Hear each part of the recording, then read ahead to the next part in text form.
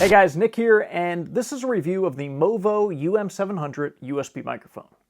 Now, I've actually been using a Movo Lav mic for the past few years, which was probably one of the best purchases and upgrades I've made when it came to this channel.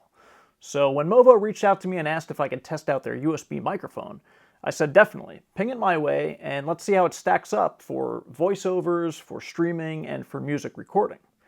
Now, although Movo shipped this out, do note that this is a no-shill zone, so no clickbait titles. I'm just going to tell you what I think, show you how it sounds, and see if it's worth your cash. So if you appreciate that approach, drop me a like on this video and feel free to subscribe. And as for the rest of the video, the audio will be recorded using the UM700 completely untreated. So first, the unboxing. So inside the box you see the microphone, which folds down quite nicely. And pre-installed on the unit already is a pop filter of sorts, which is a super nice addition. You also get a super long micro USB cable and an instruction guide. The microphone comes already installed on the metallic base, but it can easily be removed by loosening the screws on the side. And I like that the mic has these little rubber stoppers here, so the mic shouldn't get scratched up too badly if you decide to pop it on and off the stand quite frequently. The unit has some serious weight to it, so it's not going to go falling off your desk, and that weight is mostly coming from the solid metal base. So aesthetically, this mic looks like a hybrid between the Blue Yeti and the Blue Yeti Nano. Not as small as the Nano, but not as much girth as the Yeti. I like that it includes the wind and pop filter, which can be removed, something you often have to purchase separately with these $100 USB microphones. The cable is super long, which I actually kind of hate. I get it if you're hooking this up to a boom arm or what have you, but as a desktop microphone, which it's really intended to be, I only need about 3 to 6 inches of cable, so that means having kind of a bit of a mess in front of you if you're connecting just to do voiceovers or streaming. The cable is also micro USB, not USB-C, so that might also be a trigger for you as well. Now let's look at the controls. So with this mic, you actually get 4 pickup patterns here, something you usually only find in microphones at around $150 and beyond. So you get your stereo mode, which operates like a poor man's binaural audio recorder. Cardioid, which I think is going to be the most common for voiceovers, streaming, or home recording studio purposes. Omnidirectional for 360-degree audio recording, and then bi-directional for front and rear pickup, which is great for recording podcasts or interviews, so long as you and your guests stay 6 feet apart in the new normal. But real chances are, if you pick this up, you're going to want to put it on cardioid mode, and that's what we have it in right now. But don't worry, we're going to test out all the modes in just a minute. Now this mic promises to deliver broadcast audio quality with a 3-capsule array, capturing 48 kHz 16-bit sound resolution, and features a frequency response of 20 Hz to 20 kHz. So all that sounds good on paper, but we'll see how it actually performs in real life. Quickly taking a closer look at the mic, you also have a gain knob on top of the patterns dial. And this mic actually has a pretty sensitive gain, so I had to dial that down a bit in my software before recording, especially for guitar and other instruments.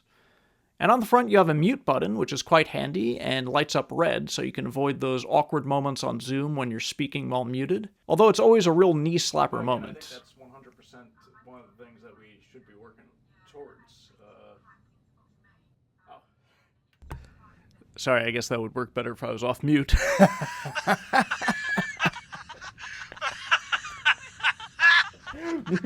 And finally, you have a volume knob, which controls the volume output if you were to plug in a set of headphones to monitor your recording through the mic itself. Now, this only seems to work on the software side of things, selecting the mic as the output as well as the input, which is kind of a bummer.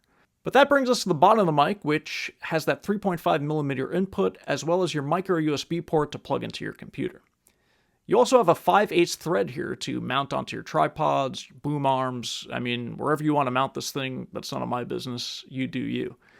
The mic is plug and play, which you kind of expect in the year 2022, so you can be up and running in seconds inside the software of your choice. And for me, that's Logic Pro on the Mac. So you've heard how this microphone performs in cardioid mode, and let's switch the modes now, and what you're listening to is the stereo mode, which is going to give you more realistic sound. Maybe if you're recording acoustic guitar or something like that, you might want to switch it to this mode.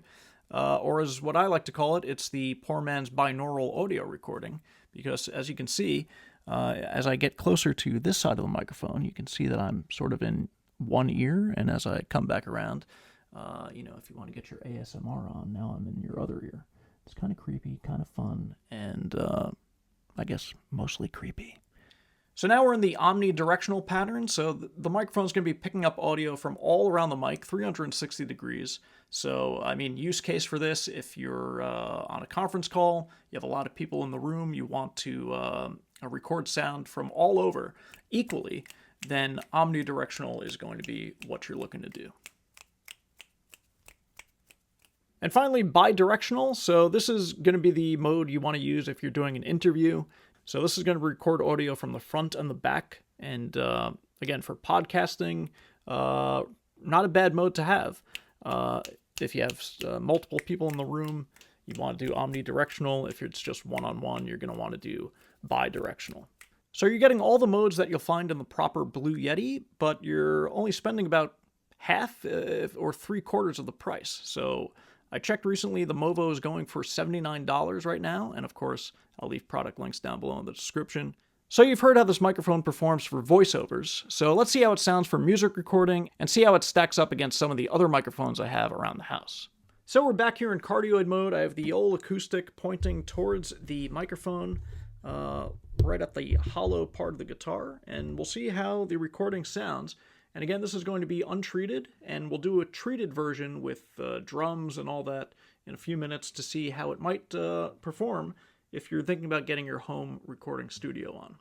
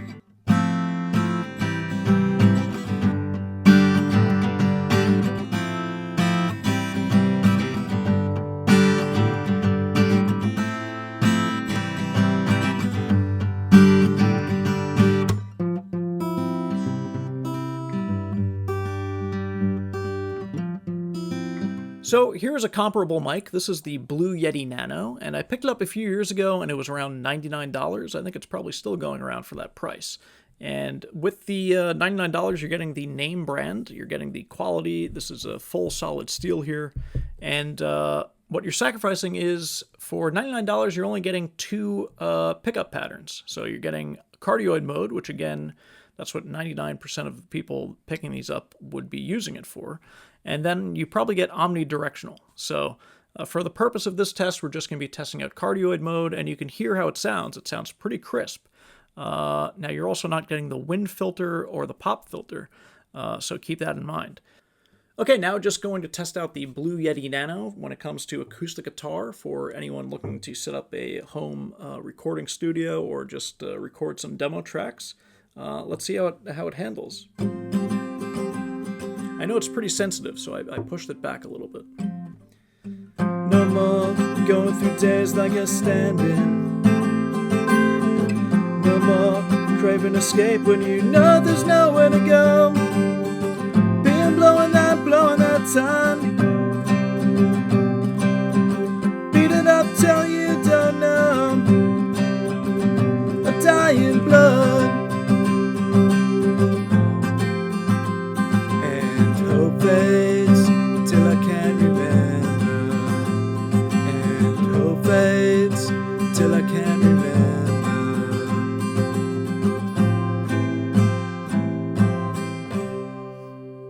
Sounds pretty good. And then, because I have it within arm's reach, this is the Fifine microphone that I reviewed a few months back, and this is more of the budget option. I really like the small form factor here. Super tiny, and I think it's under $50. So this is how it sounds. And again, none of this audio is treated, so this is straight out of the mic into the computer. into your ears. So let's pick up the acoustic guitar to see how it sounds for you home recording studio folks, and we'll see.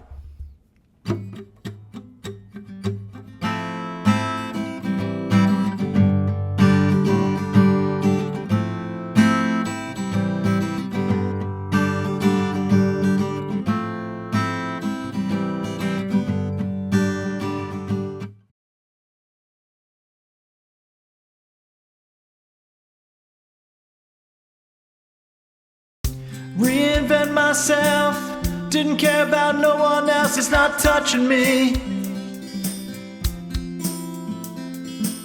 Just wanna rock the crowd, live my life out loud, and that's it for me.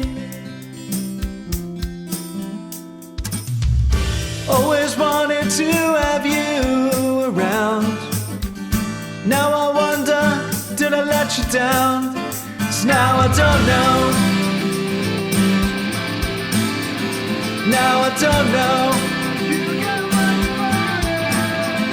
Now I don't know. Now I don't know.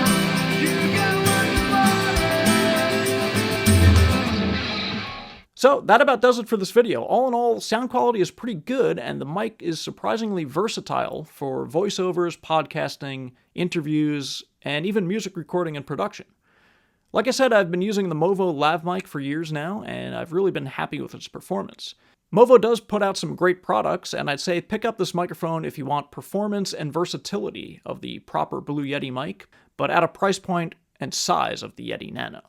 For what you're getting at $99, I think it's a great entry to medium-level recording mic for streaming, podcasting, or even getting your beak wet in music production. I like that they include the windscreen, and if they included a smaller cable with a USB-C interface, I think this would be a complete home run.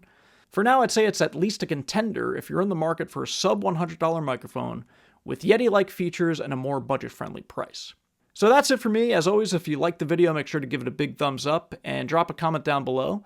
You know it helps the algorithm. And subscribe if you're not already. We have some great content come to the channel in 2022 and beyond.